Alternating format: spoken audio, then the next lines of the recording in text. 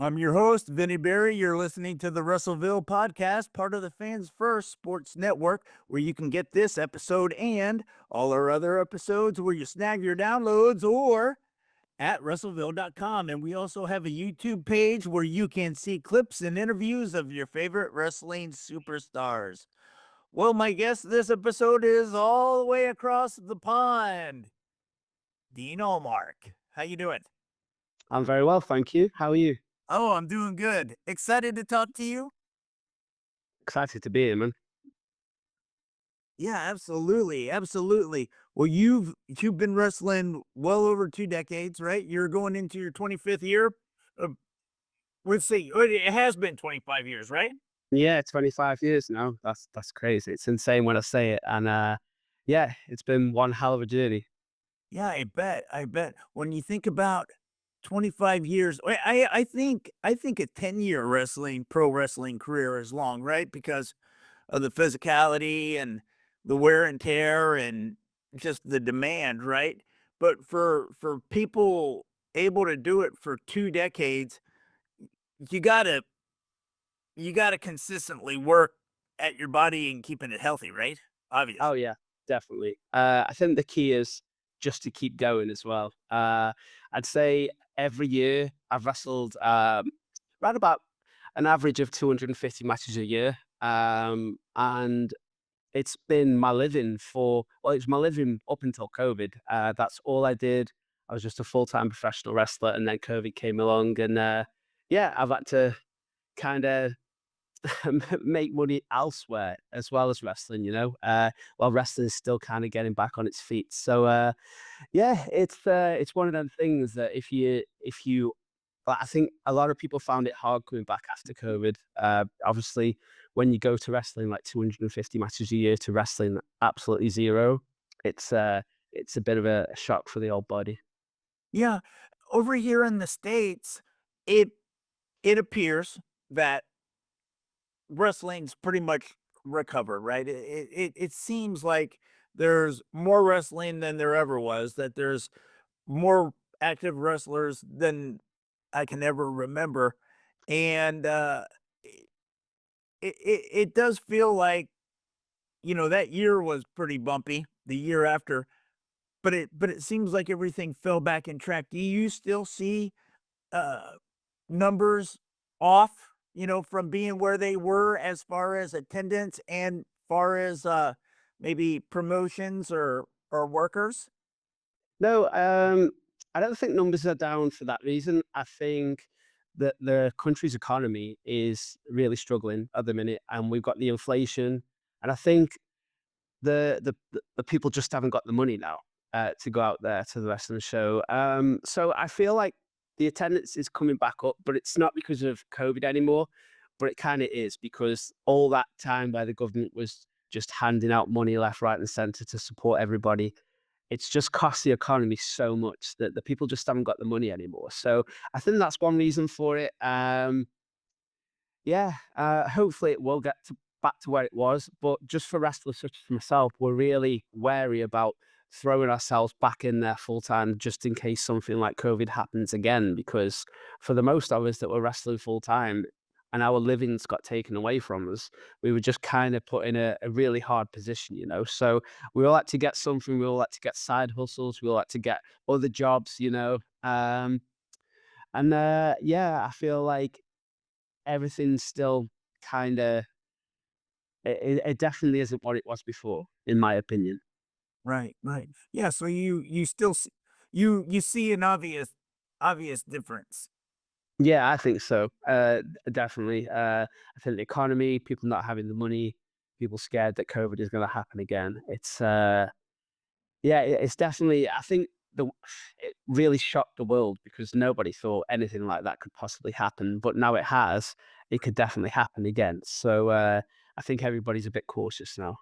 Well, I think it's fair to say that here in the States, we're definitely feeling the inflation because of COVID.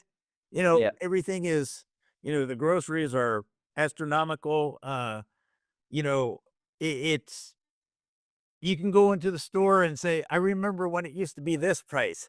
I remember when it used to be, oh my gosh, it's $2 more now," and Yeah, exactly. it's across the board, right? And I think that, yeah, people are thinking, "You know what? I I really need to spend my money elsewhere." Like, I heard somebody say over here, uh, the $5 bill is the new 20. Yeah, yeah, Like, exactly. It's crazy. It's yeah, insane. when you put it in perspective like that, and even my wife, bought a thing for $20 and it wasn't what we needed, and she goes, "I'm gonna take it back, it was $20." Yeah. You know? Well, yeah, but for the boys as well, like everything's gone up. So every time like you're driving to a wrestling show, you've got to stop. You've got to get that food. You've got to get your drinks and stuff for the rest of the show. You got to pay that extra for the petrol and the diesel in your car, like the gas in your car. And then you get to the rest of the show, and promoters still want to pay you what it was before. They still want to pay you the same amount of expenses. They still want to pay you that wage that you were on before all this. But it's just it doesn't it's not equal to the economy, you know what I mean? So it's, yeah, for the boys, it puts you off wanting to work because we've all gone out there, we found these other avenues, to make money. Just recently, like a week ago, I signed a contract with TikTok, an agency on TikTok to make TikToks and go live on TikTok, you know? So wrestlers are very good at hustling and finding like a side hustle. We're survivors.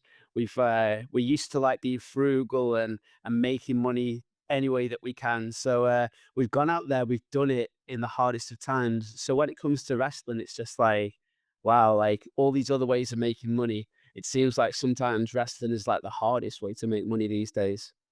Yeah, and, just talking to wrestlers from over the years, my I guess my idea of it is that if you're not being wise about your money, right? If you're driving to all these shows by yourself and you don't have like 2 or 3 guys kinda taking on that burden, right? Yeah. It it does. It can add up real fast, right?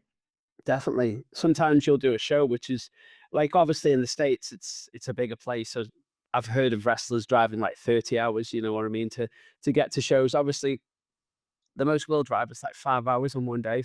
We'll wrestle and then 5 hours back. But God, like sometimes you come home and like if you've had to stay over or something like that, you spend so much money on food and stuff. You come home and you're just like, wow, like shit, was that worth it, you know? And it's only the actual love of wrestling that's getting you through, you know? Because anybody in the real world would not do that for that amount of money. You know what I mean? They would not work that much for that amount of money. So, um, yeah, wrestlers were.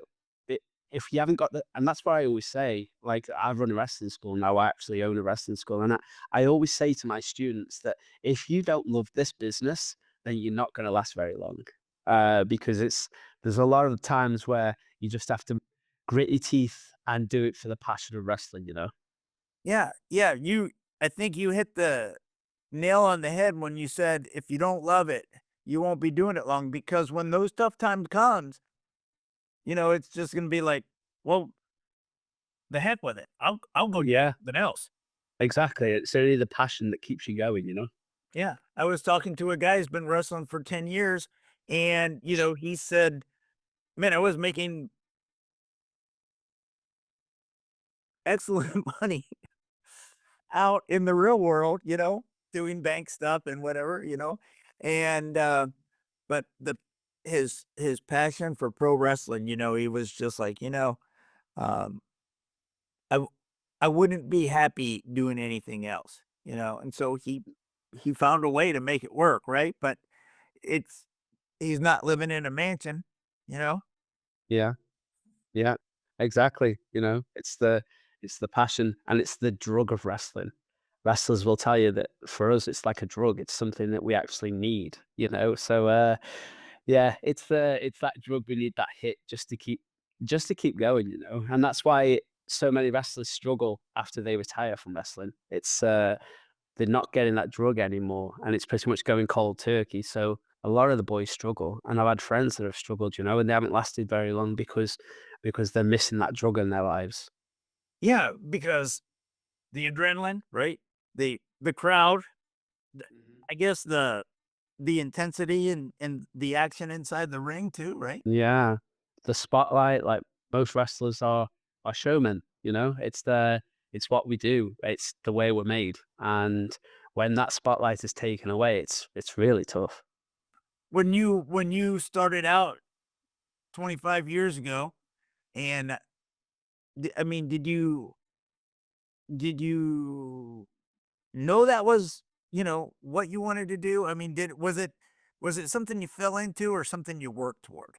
It's something that I always loved. Like my granddad introduced me to wrestling when I was 6 years old, and it was something that I always loved. I always had my wrestling ring with me. I always had my wrestling figures with me.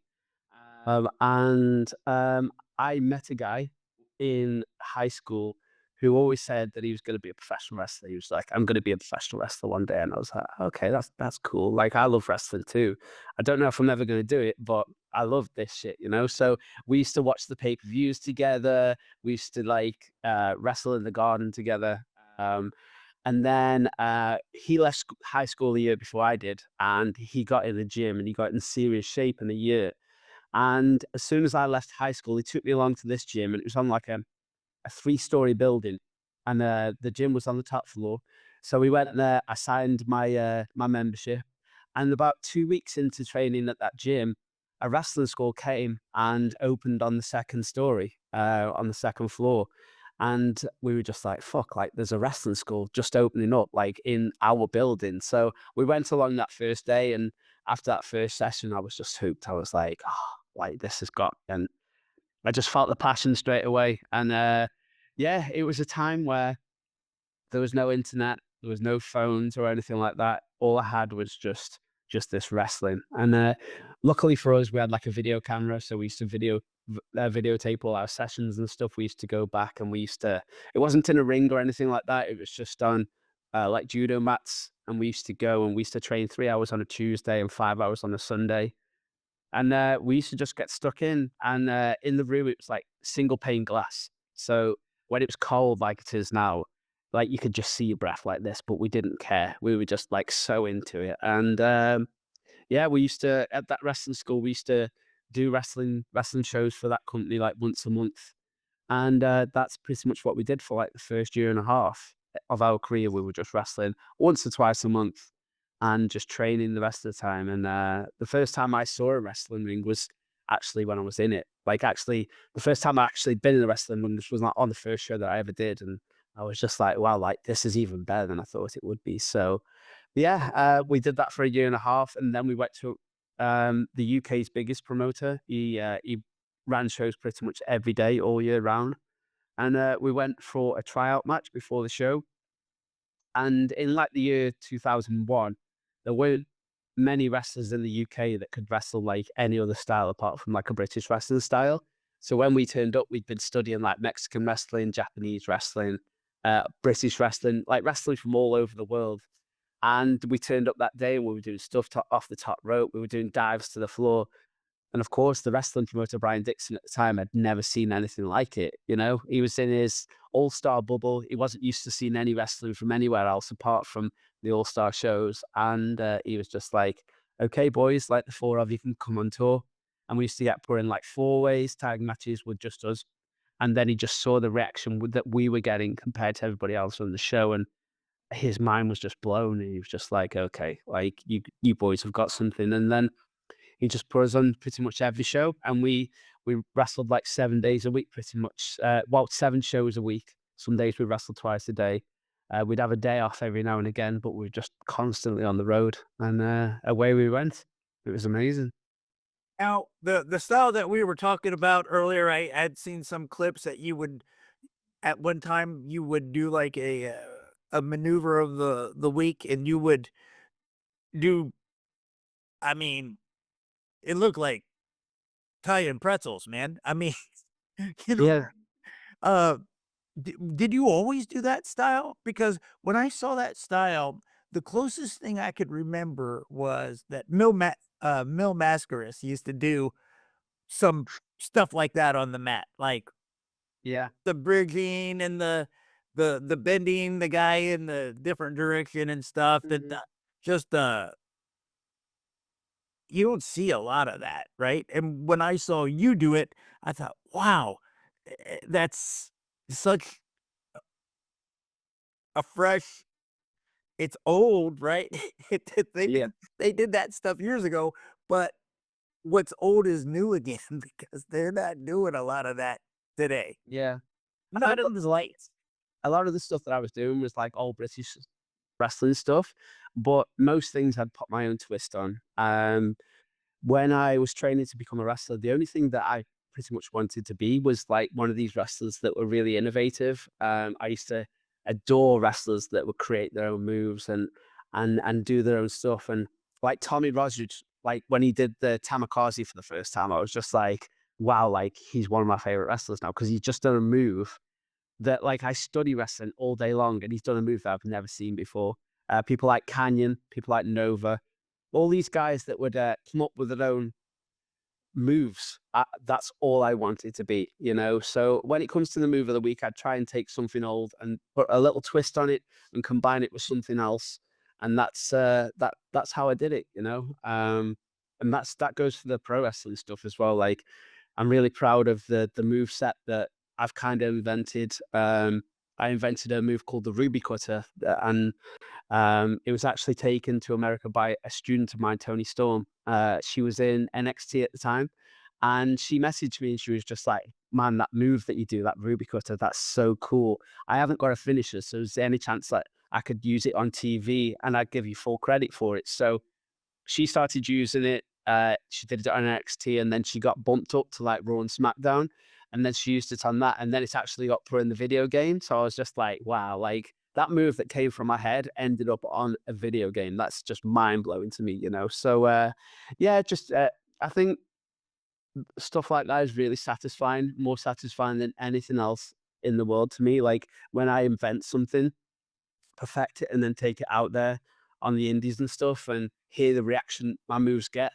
There's nothing better in wrestling for me. That's always been my goal, and I'm glad and really proud of the moves that I've invented. Yeah, that kinda answers my next question a little bit, but what I wanna ask you is, do you find that the the students of this generation are interested in learning that, or are they in, because the wrestling today, a little more edgier, a little more death matchy, a little, over here in the States, it's like everyone's got to dip their toe in the death match pool. It's like, Yeah. uh, but do you see your students, this generation, eager to like, "Hey, Dean, I wanna learn how to do those bridges, and I wanna learn how to do that old old school British technical stuff." I think for me, it's weird. Like it's like the British wrestling students over here want to do like an American style, but then I get guys coming in from. I had a bunch of guys come over from the States, like Jaden Newman and some other guys, and they all come, and when they arrive, that's all they want to do. They come over especially to learn that style. They've obviously seen my videos online. That's what they want to do. I've got guys that come from like Spain, some guys that come from France. It seems like the people that come from abroad, they're the ones eager to learn that style. But it's like the British wrestling students like just want to learn like the American style, you know what I mean? And Right, because that's what they watch, you know. They watch WWE, they watch TNA, they watch what's the other one? AEW. right. They watch all that, and that's what they want to do, you know. So that's absolutely fine. But I think they realize that when they come to one of my sessions, that that's what I'm gonna do, and that's what I say is really important. And for any British wrestlers that wanna go anywhere like Japan or anywhere like that, they need that British wrestling base because I've been on 3 tours of Japan, and that's what they wanted me to do when I was out there. They want me to do the on the floor mat wrestling, They want me to go in there with like a Japanese young boy who barely speaks any English, don't plan anything or anything like that. They want to go and just see me wrestle that guy on the mat. And as a British professional wrestler, that's what we're meant to do. You know, we're meant to go in there. We don't have to talk to our opponents. We can do it on the fly. And generations of British wrestlers past, like Robbie Brookside, Dave Taylor, Regal, Finley, that's what they always do. You know, if you watch their matches, you can tell that it's just on the fly. So that's what we're trained to do. We go anywhere in the world, we can wrestle anybody, and for me, that's what you call a British wrestler. You know, we don't need a million spots or anything like that. We can simply go in there and work, and that's what we do. Well, I've talked to many old school wrestlers from over here, and what they say is that there is too much talking in the dressing room about what we're gonna do and what we're gonna go out there. That's what they say. Yeah, And we'll take it out there. And do you find, uh, that this generation of wrestler, is leans on that a little too much? it's a balance because obviously when I first started wrestling, I wanted to go out there and do a million spots. You know, I was eager to do as much as possible. And you couldn't get me out the ring when I first started. And then as you get older and you become more comfortable in the ring and you don't get as much adrenaline and you know that you can go out there and you can get just as much heat by just working the crowd and the showmanship side of it and just the storytelling and keeping everything like keeping them invested emotionally. When you realize that you can do that and you don't have to do a million spots, that's where you get to that stage. So it's something that you learn that as you like as the years progress and as a wrestler, you know, it's not something at the beginning that you automatically have in you that I want to go out there and work because that doesn't satisfy you as a performer at that time. But it's something that you will learn. Like any wrestler that's been wrestling for like 25 years, they won't want to go out there and do a million spots. I promise you. Anybody that's at my stage of the career wants to go out there and we want to just we want to just get in there. We want to see the crowd. We want to work the crowd. We want to just go with the flow. You know, that's what we want to do. We want to enjoy our time in the ring, and yeah, and we probably can't do a million spots anymore. Obviously, you get to a certain age. I'm 41 now, you know, and I've got so many miles on the clock. If I try to do half the stuff that I could do 25 years ago, I'd probably break my neck. So we get to a stage where we have to slow down and we have to be clever about what we're doing and we have to be smart, you know. We have to work smart and not harder. So yeah, I think people learn that later on in the career. Yeah, absolutely. At this stage in your career and the experience that you've gained, right? I mean, you can come say something happens on the fly, you weren't expecting, whatever, right? And after all these years, you probably know, hey, all right, didn't wasn't what we had planned on, but we can do it like this. Or that improvisation is gotta be golden, right? I mean, because Yeah. you might have an idea of, you might have a destination, but you might have to take a different path, right? Yeah. Yeah, definitely. So my first match in Japan, it was in the sumo hall in Japan. I think there was like 10,000 people or something like that. It's the venue that the WWE run now. And I was in a championship match there, first ever time there. Great English company wrestling this guy, and he's like the next big thing in Japan. And all is going well. And then we're going into like the home stretch of the match. I give him a back suplex to his feet. And as he lands with his leg straight and hyperextends his knee. And he goes down, and I try and carry on, and then I'm kind of backing off because the referee's stopping me. I go to whip him off the ropes, and as he hits the ropes and comes back, he just falls down. So his leg is toast. It's done. And there was just a couple of seconds where the referee was like over, like checking him out. They would spray his knee with spray, And all I needed was about 5 or 10 seconds to know exactly how to switch everything round so we could definitely make it through that match. So Great Booster was watching backstage and he was sending some young boys down from the dressing room to start the match, just to end it. I win by doctor stoppage. But the guy's name was Seiki who I was wrestling, and he had his friends from the dojo around the ring, the young boys around the ring, and he basically said to them, "Don't stop the match no matter what." So the young boys from the back came to the ring, and they were trying to go to the timekeeper to say, "Stop the match." And the young boys from around the ring were going to them and saying, like, "No, fuck off. We're carrying this on. He's told us not to stop it under any circumstances." The referee turns to all this going on outside the ring, and Seiki suddenly gets to his feet. So I go over and the crowd just come up, they're like, "Oh," and then I just knew exactly. He could speak very little English, but I knew just by my body language, I could get him through a finish, and we could finish this match and get a happy ending. And we did, And if that would have been 10 years earlier in my career, then I would have just shit my pants. I would have been like, I've got no idea what we're gonna do. Like, I would have been trying to do the same stuff that we had planned. His leg was battered. I would have been, fuck, like I don't know what to do.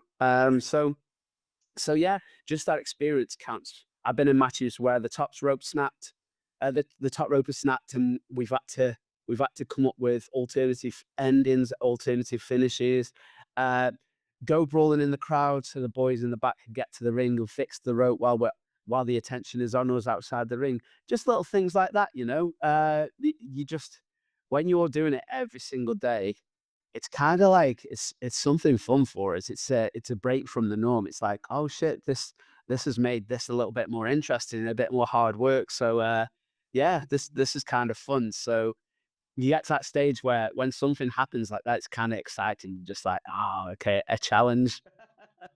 So it's kinda like a good thing for us, in a way. So it's, as I say, it's a break from the norm. And it keeps you on your toes.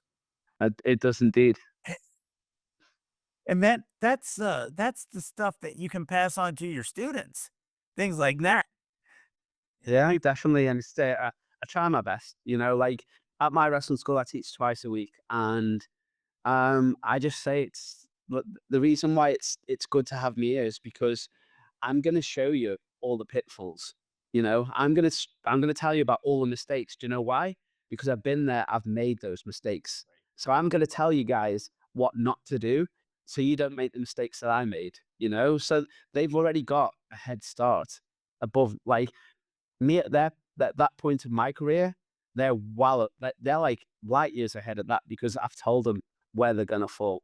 And it's a path that every wrestler takes and every wrestler falls at. So unless you've got that guidance of the people that come before you, you are gonna fail, So hopefully I can guide my students on a different path where they're not gonna fail at the points where I failed. Oh yeah, absolutely. That's the gift that comes with experience, man. That's it. Yeah, That's it. and absolutely. Dean, it's been a pleasure talking to you, man. It went by quick, but I've really enjoyed talking to you for sure. Wow, mate, we could go for hours, couldn't we? So, yeah, if you ever want me back, man, just shoot me a message, and I got plenty more to say. Trust me. Hey, I'm gonna keep you to that. I'm gonna hold you Yeah, to that. no worries, man. You're listening to the Wrestleville podcast, where wrestling lives.